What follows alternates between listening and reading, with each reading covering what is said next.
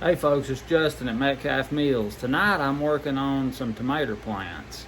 Plants this late in August in North Carolina? No way. Well, that's what I'm doing. And how I'm working on plants is I'm getting seeds out of tomatoes. You gotta have seeds if you're gonna grow plants. So that's what I'm doing. I'm getting them out. Some of the tomatoes are ripe, ready to go, ready to get the seeds out. That's what I'm doing. When you do that, you got a bunch of tomato left over. And what are we going to do with that? We're going to make salsa. I hope you stick around. Start with these speckled almonds. Then we're going to give them a bath. They can't have bubbles. Get you a good jar to save your seeds in. When you pick out tomatoes to save seed from, there's a whole list of things I look for, and I'll go over that with you in another video. But what we're going to do, cut them about midways. You can see now the seeds. They go down into the tomato this direction. So we're going to just take our finger, go in to the cavity, and the seeds will come right out.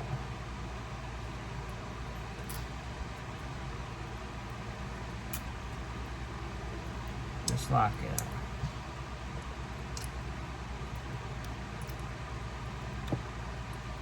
Definitely not the worst thing I've ever put my finger in, for sure.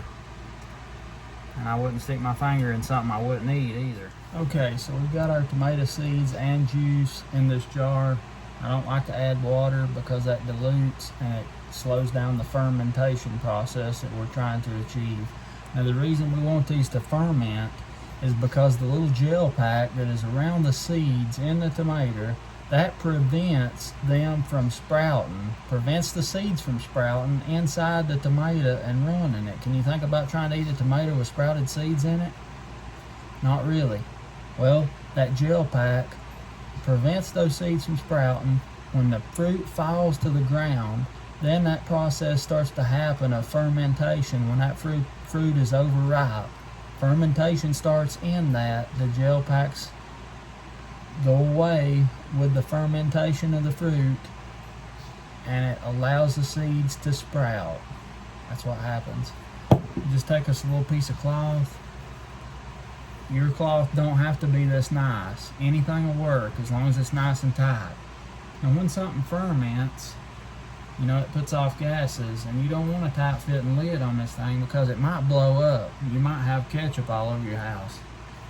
So you put your cloth on. I use a rubber band around it just like that. Make sure that there's no gaps where a bug or something could get in there, because if they get in there, they're going to mess you up. So just make sure that the cloth is underneath the rubber band all the way around. And two, if you've got a jar that has threads on it, you want that rubber band down below those threads so that it's completely sealed off. We'll do all this again, and I'll make a seed saving video about tomato seeds, but for now this is what I'm doing. But we're going to get on to making salsa out of all this leftover right here. Okay, what I'm doing with these halves after I've got the seeds out, I've just got a bowl here, and I'm just squeezing them into that bowl. You just work them between two fingers, your thumb and your fingers. Just work them, just like that. You can get all that pulp and juice right out of that skin. See, you got just the skin left. Now, I've got a food mill that will do this just by turning the crank, separate all this stuff real easy. But it's too late at night to gom that up. I gotta wash all these dishes and clean this mess up when this sauce is done, so I'm not gonna gom up another piece of equipment tonight. Our tomato pulp and juice, I'm just gonna dump it in the food processor. I got me one of them cushy nards. They're great.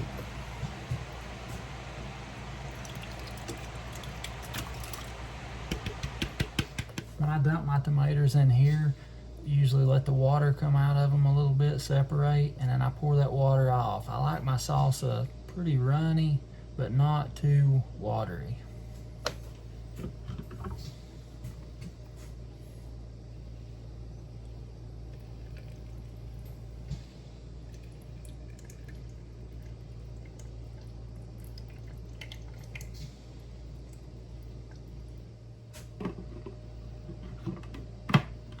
Alright folks, my ingredients that I'm mixing with the tomatoes and my salsa are onion, about 1/4. I'm not crazy about onion, but I love it in salsa. Cilantro, a small tomatillo, I like the flavor it gives. Small piece of cayenne pepper, hot banana, 2 cloves of garlic, lime, and that's it. And you can experiment. You don't have to have a recipe. You try this stuff, try this proportion or whatever you like, and adjust it. Don't put too much, just add it until you get it like you like it. It's fun, it's delicious. What have you got to look?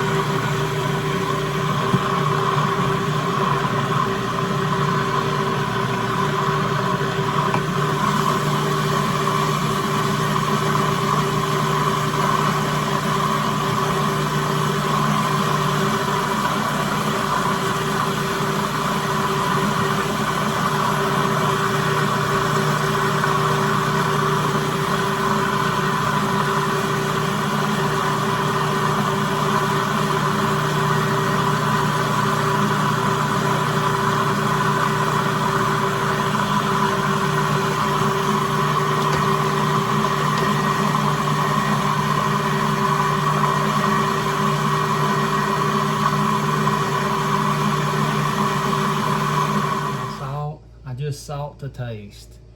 I might start out adding 2 teaspoons to this much, and then from there it's just salt.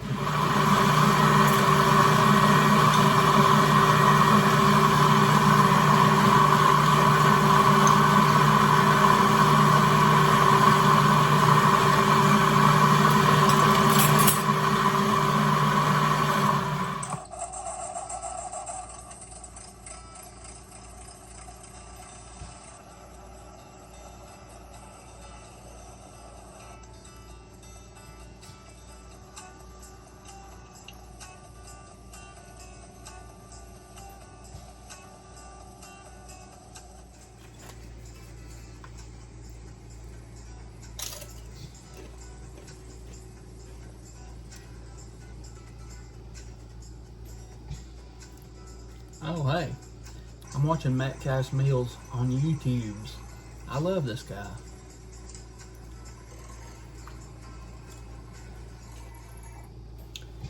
Well folks, I hope you've enjoyed this video, preserving life, saving seeds, and making salsa on Saturday night.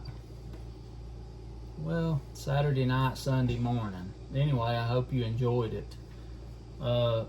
Don't be afraid to experiment with making something like this. I mean, I picked these tomatoes out of the garden today, fresh as you can get, and it's fun, it's delicious. What more reason do you need? You're not limited to some jar in the supermarket, in the grocery store. You're not limited to that. Try this, just try. If you don't have a garden, go find you some good tomatoes somewhere and make you some salsa. Have fun. Adjust it how you want it. Somebody had to do it the first time, and most likely their taste buds wasn't calibrated just like yours.